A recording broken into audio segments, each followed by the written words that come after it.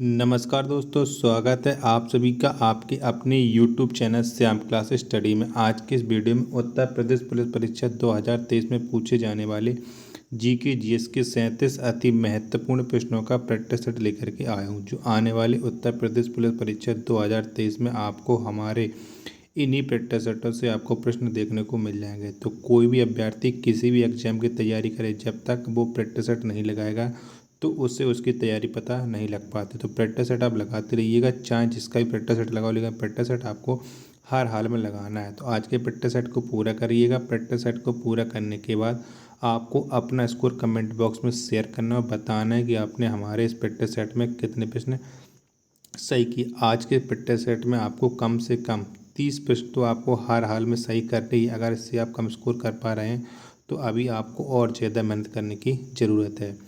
Practice set पसंद आता है तो वीडियो को आप लाइक कर देना। चैनल को आपने अभी तक सब्सक्राइब नहीं किया तो चैनल को आप जरूर सब्सक्राइब कर लीजिएगा और इस वीडियो को आप अपने उस सभी छोटे भाई बहन तक पहुंचा दीजिएगा जो उत्तर प्रदेश पुलिस भर्ती परीक्षा 2023 की तैयारी कर रहा है और इसमें खाकी वर्दी पाने का सपना देख रहे हो। तो इससे पहले मैं जीके जीएस के 276 प्रैक्टिस सेट अपलोड कर चुका हूँ। अगर अभी तक आपने वो नहीं देखे हैं तो सारे प्रैक्टिस सेट आपको प्ले लिस्ट मिल जाएंगे, वहाँ से जा कर के आप एक एक करके सभी प्रैक्टिस सेट देख सकते हैं और अपनी तैयारी को चेक कर सकते हैं। तो इन्हीं सब बातों को ध्यान में रखते शुरू करते हैं आज का अपना जीके जीएस के अति महत्वपूर्ण प्रश्नों का प्रैक्टिस सेट नंबर 277।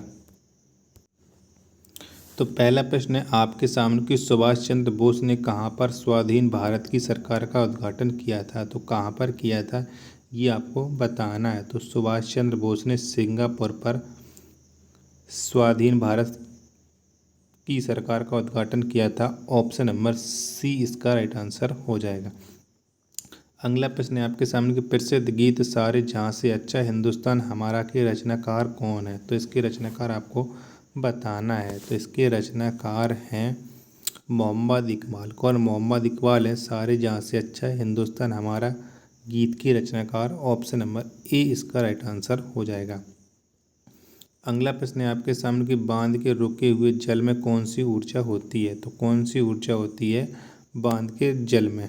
तो इसमें होती स्थितिज ऊर्जा। कौन सी? स्थितिज ऊर्जा। ऑप्शन नंबर बी इसका राइट आंसर हो जाएगा। अगला प्रश्न है आपके सामने कि मैराथन दौड़ की कुल लंबाई कितनी होती है। तो कितनी होती है मैराथन दौड़ की कुल लंबाई? तो इसकी कुल लंबाई होती है 26 मील 385 गज मैराथन दौड़ की कुल लंबाई। ऑप्शन नंबर सी इसका राइट आंसर हो जाएगा। अगला प्रश्न है आपके सामने कॉपरनिकस का संबंध किस क्षेत्र से था। तो कौन से क्षेत्र में थे कॉपरनिकस ये आपको बताना है। तो कॉपरनिकस का संबंध है खगोल विद, यानी ये एक वैज्ञानिक थे। ऑप्शन नंबर बी इसका राइट आंसर हो जाएगा। अगला प्रश्न है आपके सामने कि यहूदियों के पूजा स्थल को किस नाम से जाना जाता है। तो कौन से नाम से जाना जाता है यहूदियों के पूजा स्थल को, ये आपको बताना है। तो इनके पूजा स्थल का नाम है सिनेगोग। क्या? सिनेगोग है यहूदियों के पूजा स्थल का नाम। ऑप्शन नंबर ए इसका राइट आंसर हो जाएगा। अगला प्रश्न है आपके सामने कि एक्सरे की खोज किसने की थी। तो किसने की थी एक्सरे की खोज, ये आपको बताना है। तो रोएंटजन। किसने? रोएंटजन ने की थी एक्सरे की खोज। तो इसका राइट आंसर हो जाएगा ऑप्शन नंबर सी। अगला प्रश्न है आपके सामने कि सिक्कों के अध्ययन को क्या कहा जाता है। तो क्या कहा जाता है सिक्कों के अध्ययन को, ये आपको बताना है। तो ये कहा जाता है न्यूमोस्टैटिक्स। क्या? न्यूमेस्टिक्स ये सिक्कों के अध्ययन को कहा जाता है। ऑप्शन नंबर ए इसका राइट आंसर हो जाएगा। अगला प्रश्न है आपके सामने कि 2011 की जनगणना के अनुसार किस राज्य की जनसंख्या घनत्व सबसे कम है। तो कौन सी राज्य का जनसंख्या घनत्व सबसे कम है वो आपको बताना है। तो ये अरुणाचल प्रदेश का जनसंख्या घनत्व सबसे कम है 2011 की जनगणना के अनुसार। ऑप्शन नंबर बी इसका राइट आंसर हो जाएगा। अगला प्रश्न है आपके सामने कि संतोष ट्रॉफी का संबंध किस खेल से है। तो कौन से खेल से है संतोष ट्रॉफी का संबंध, ये आपको बताना है। तो इसका संबंध है फुटबॉल से। किससे? फुटबॉल से है संतोष ट्रॉफी का संबंध। ऑप्शन नंबर सी इसका राइट आंसर हो जाएगा। अगला प्रश्न है आपके सामने केंद्रीय आलू अनुसंधान केंद्र कहाँ पर स्थित है। तो कहाँ पर है केंद्रीय आलू अनुसंधान केंद्र, ये आपको बताना है। तो ये है शिमला में। कहाँ? शिमला में है। ऑप्शन नंबर ए इसका राइट आंसर हो जाएगा। अगला प्रश्न है आपके सामने कि भारत में सर्वोदय योजना किसके द्वारा प्रारंभ की गई थी? तो किसने की थी सर्वोदय योजना प्रारंभ, ये आपको बताना है। तो इस योजना को प्रारंभ किया था जयप्रकाश नारायण ने। ऑप्शन नंबर डी इसका राइट आंसर हो जाएगा।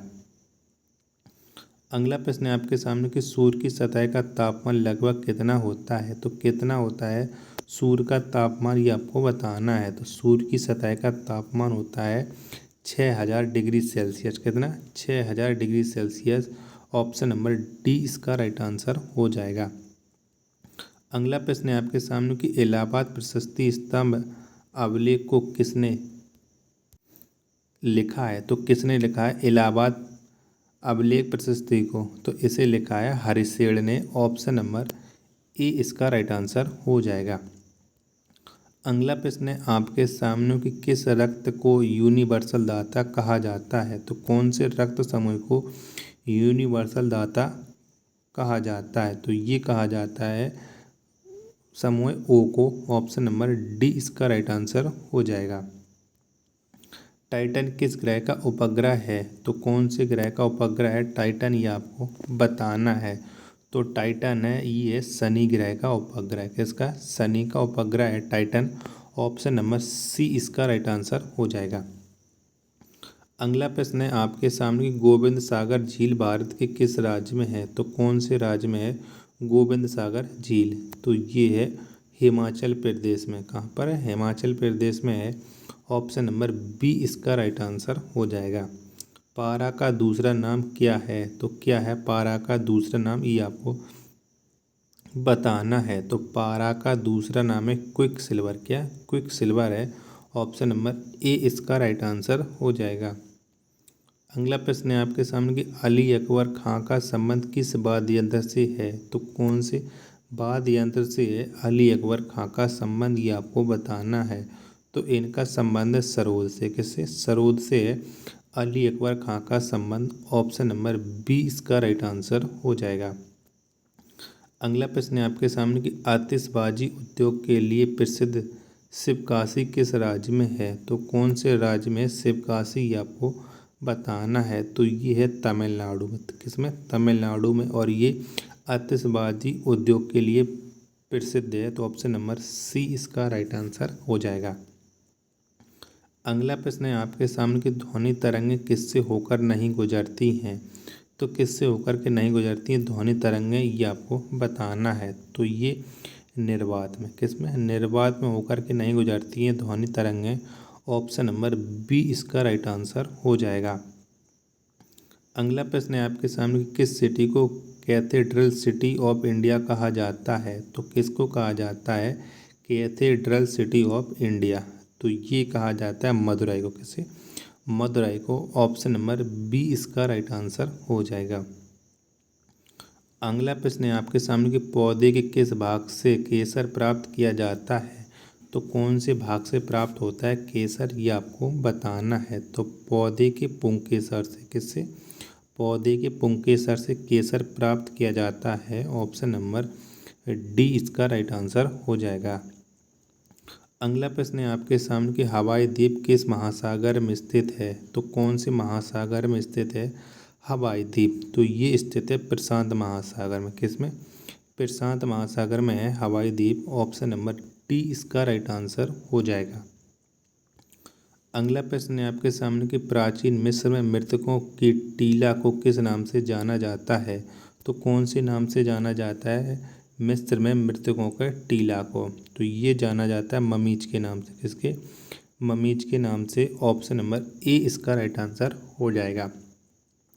पाब्लो पिकासो का संबंध किस क्षेत्र से था? तो कौन से क्षेत्र से थे पाब्लो पिकासो?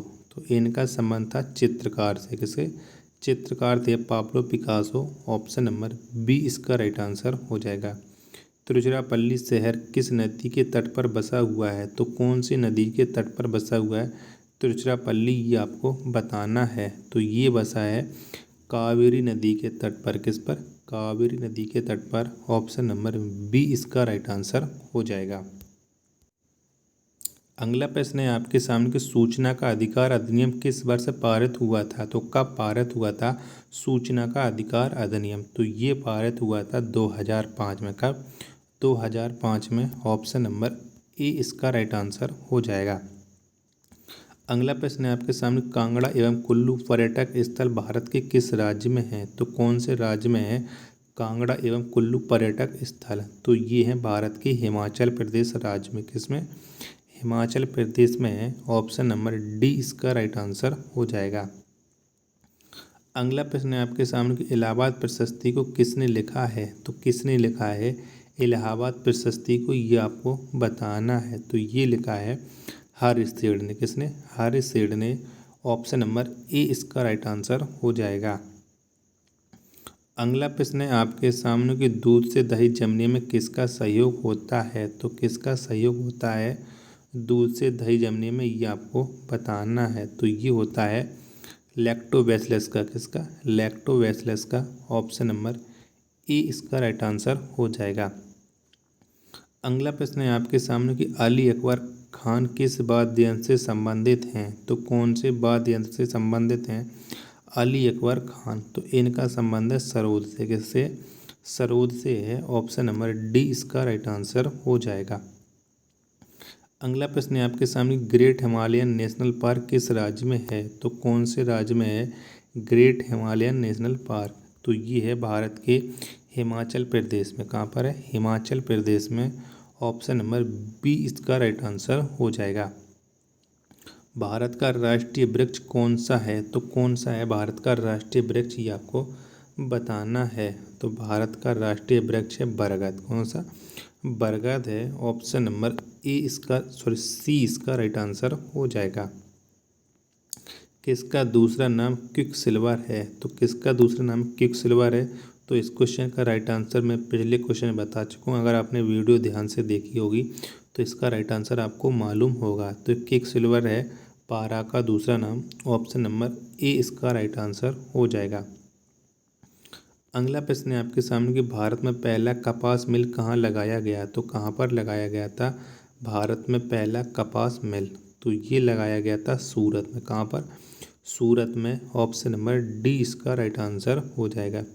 पौधे के किस भाग से केसर प्राप्त किया जाता है? तो कहाँ से प्राप्त होता है केसर? ये आपको बताना है। तो पुंकेश्वर से। कहाँ से? पुंकेश्वर से केसर को प्राप्त किया जाता है। ऑप्शन नंबर डी इसका राइट आंसर हो जाएगा। तो अगर आपको इस 77 प्रश्नों की वीडियो अगर पसंद आई हो तो वीडियो को आप लाइक कर देना। चैनल पर पहली बार विजिट कर रहे हैं तो चैनल को आप जरूर सब्सक्राइब कर लीजिएगा। आपको हमारे चैनल पर डेली यूपी पुलिस परीक्षा 2023 के लिए जीके जीएस की 37 अति महत्वपूर्ण प्रश्नों का प्रैक्टिस सेट कराया जाता है।